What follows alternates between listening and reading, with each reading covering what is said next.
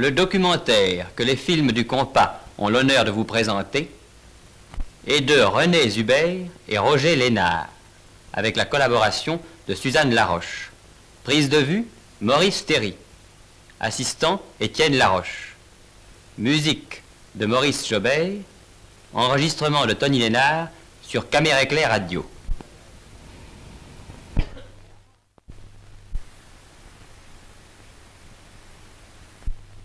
En Crète, sans les dieux.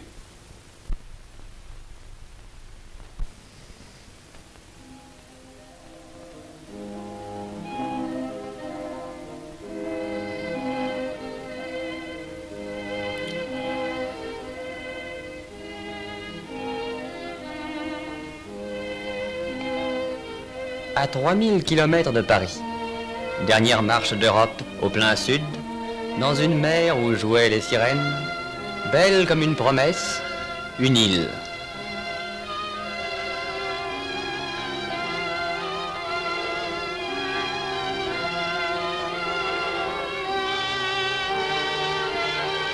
Côte hautaine et plage déserte.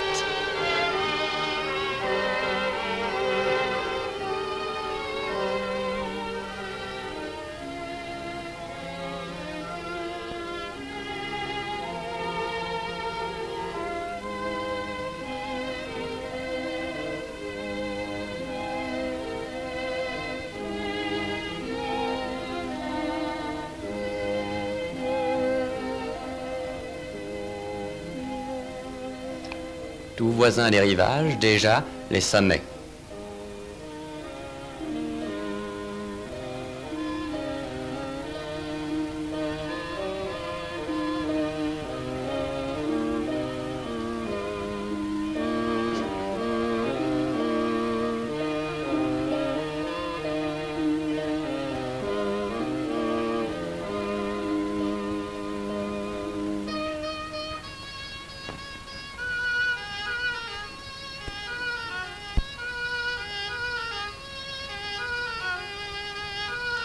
Vie simple, proche des plus simples éléments, l'argile et l'eau.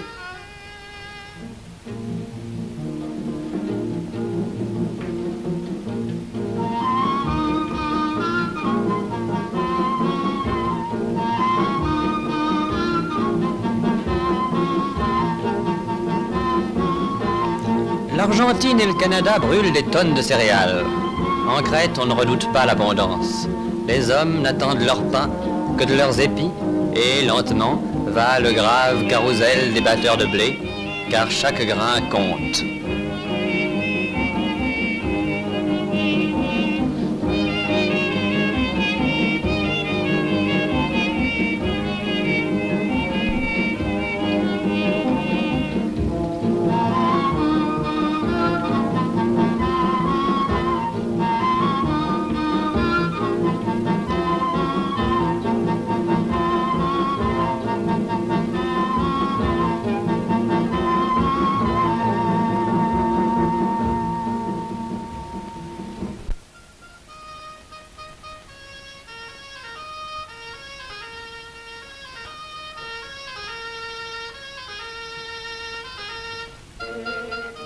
Et, comme tous les bourricots du monde, l'âne portait le blé au moulin.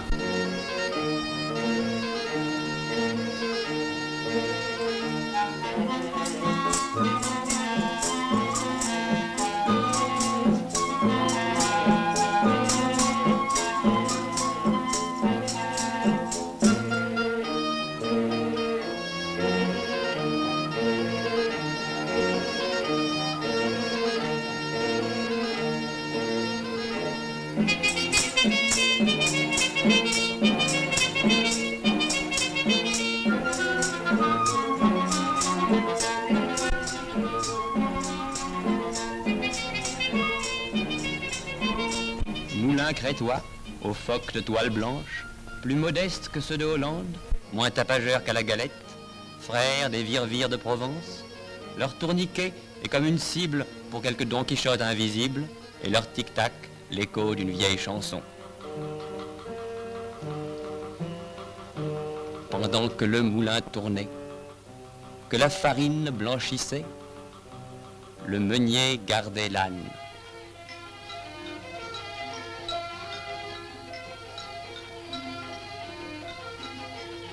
Meunier, tu dors.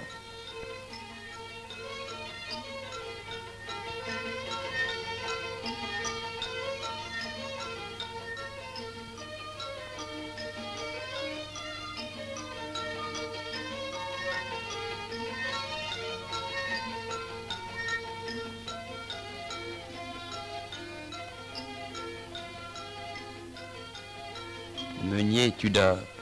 Ton moulin va trop vite.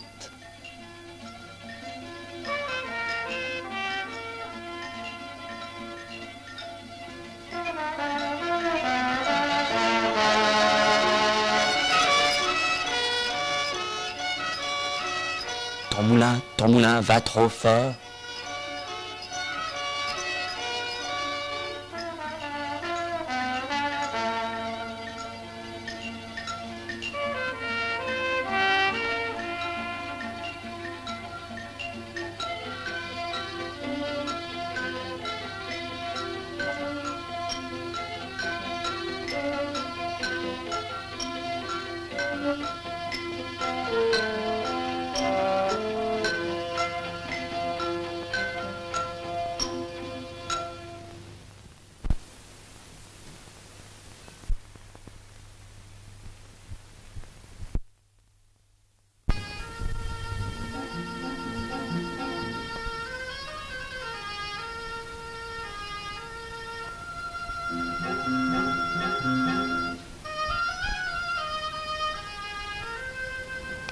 Dans les villages des montagnes, les hommes marchandent des palabres.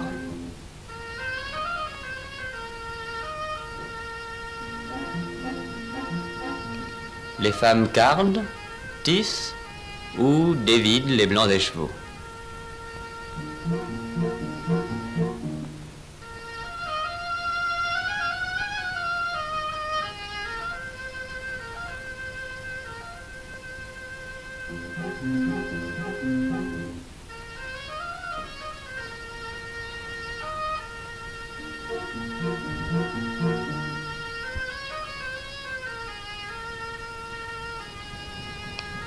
Les jours de fête, tout s'anime. Il y a noces au village.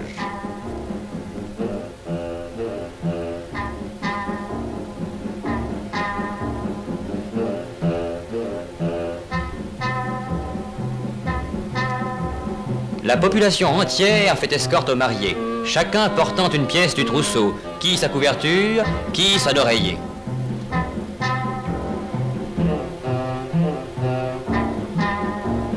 Le prêtre du village, tirant les bonnets, le papas, dirige le cortège.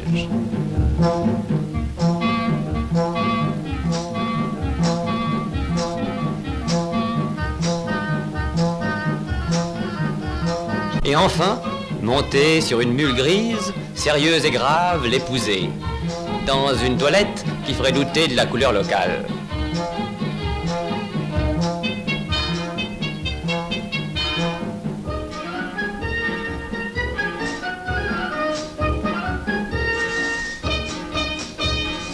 La voici sur le seuil nuptial.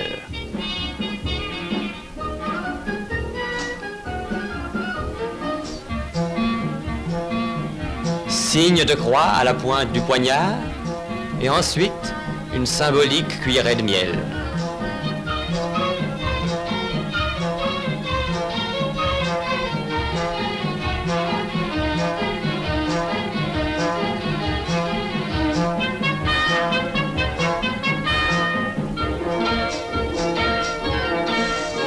Enfin, parmi les acclamations, par les fenêtres, par la porte, voici le trousseau, le cadeau de noces et le grand coffre du mariage.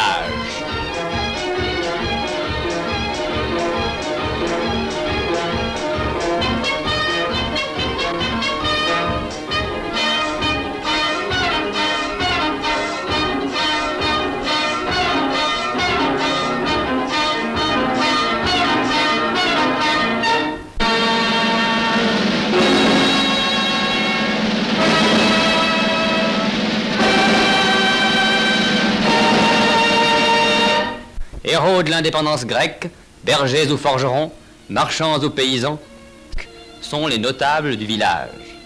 Au soir des noces, sur le mail, ils mènent la danse. Danse nationale, le padozzani. Et comme dit la chanson crétoise, je n'aime rien tant que le padozzani qui va 4 pas à l'avant et 3 pas à l'arrière.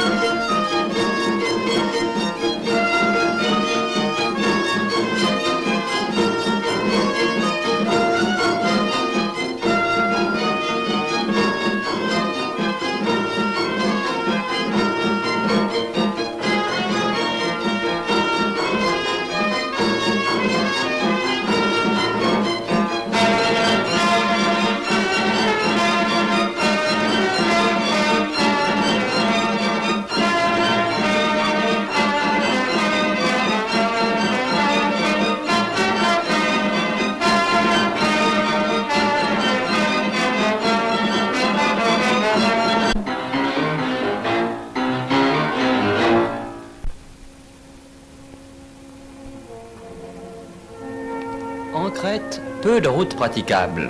Sur les cailloux tranchants des sentiers, il faut la botte du montagnard, ou le sabot agile et sûr des mulets crétois, sans pompons ni sanaille.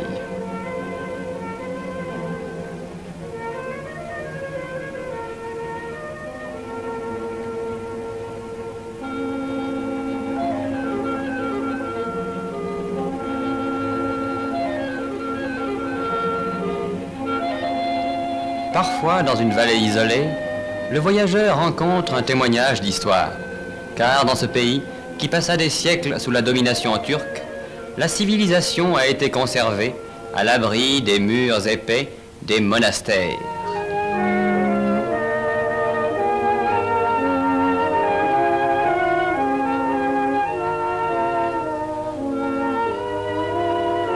Monastères d'Orient, couvents orthodoxes, si différents de nos trappes et de nos chartreuses, et où la croix chrétienne voisine avec le dôme byzantin.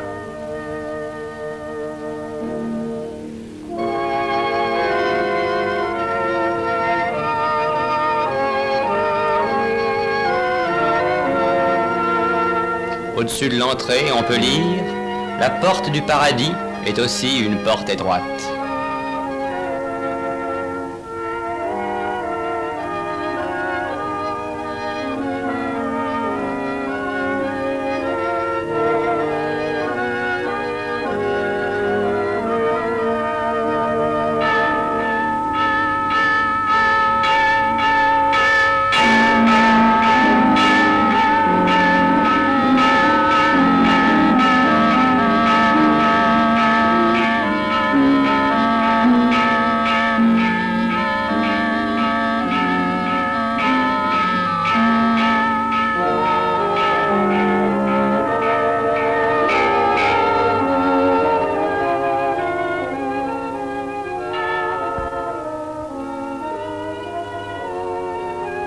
Hospitalité crétoise. Nous boirons le raki parfumé et nous croquerons les petites amandes au miel.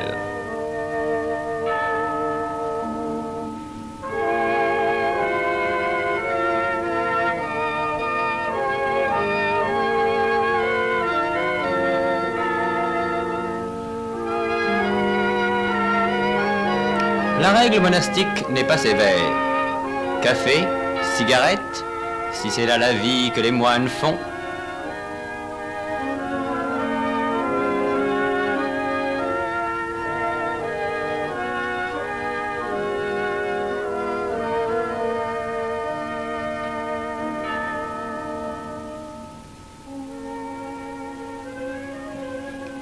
Dans les oliveraies voisines, les troupeaux du monastère.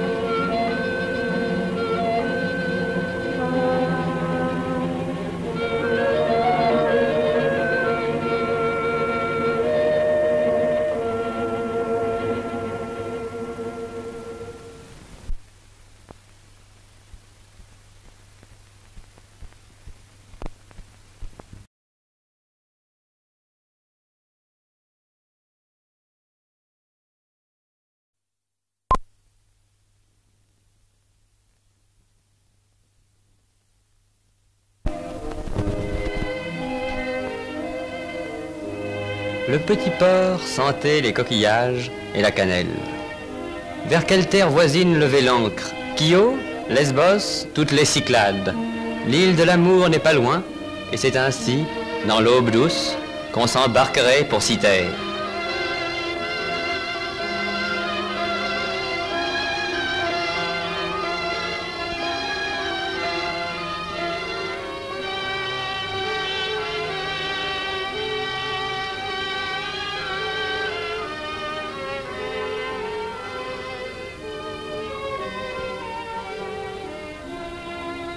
Mais l'Orient apporte ici, avec les roses et les aromates, sa crasse, son mystère et ses fléaux.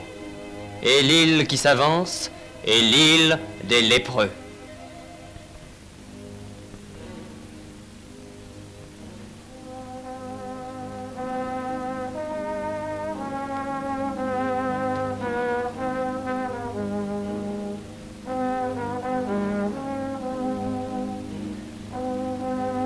Spina longue, longue épine de rocher, flanquée de ces tours dont Venise fit jadis à la Méditerranée une ceinture.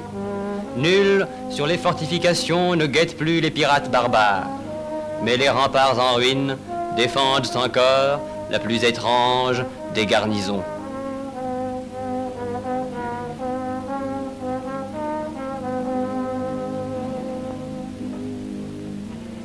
« 300 lépreux vivent là, parqués, claustrés, séquestrés, sans même l'espoir d'une impossible guérison.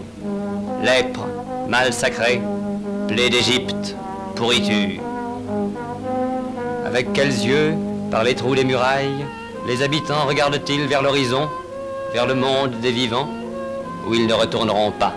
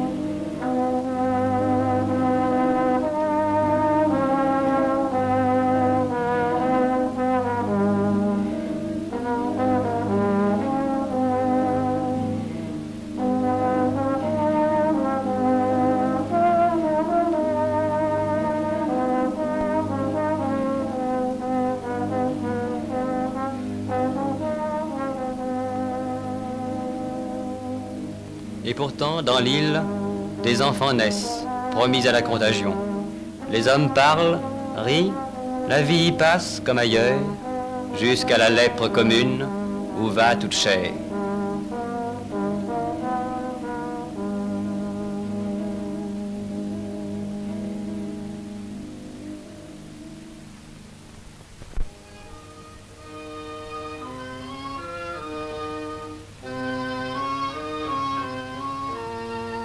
Prestige des guides bleus. On ne quittera pas la Crète sans rendre visite au lieu. Mais, neuve dans son ciment armé, la capitale légendaire déroute l'amoureux des vieilles pierres. Et les touristes, en culottes de golf, franchissent le seuil par où, 3000 ans déjà avant le Parthénon, les guerriers égéens pénétraient dans le palais du roi Minos. Le fameux labyrinthe ne manquait d'ailleurs pas de confort. On y retrouve des canalisations d'eau courante, et voici l'égout le plus ancien du monde. Les celliers et les jarres à huile sont intacts.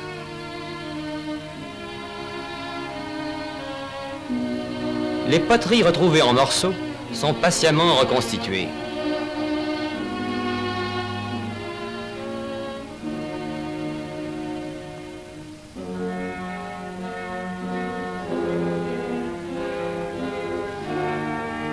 L'opération tient du raccommodage de porcelaine, du jeu de puzzle et de la plus savante céramographie.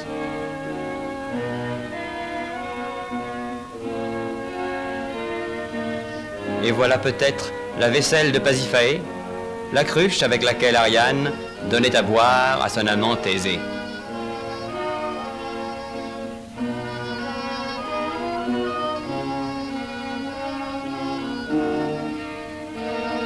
Cependant demeure le signe de la bête sacrée, du mangeur de vierges, du taureau.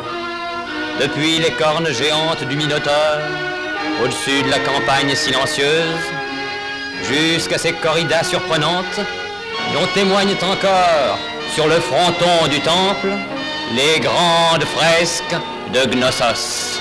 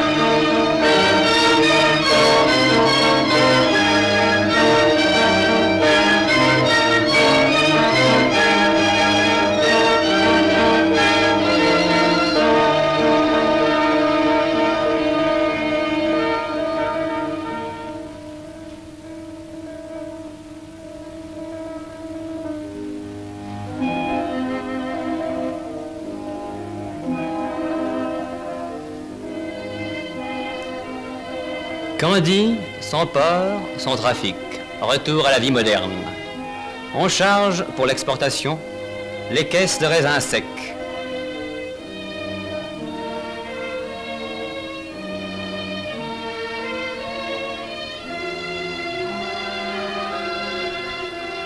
Devant le vieil arsenal vénitien, les tartanes aux voiles rouges ont fait place aux chalands et aux remorqueurs.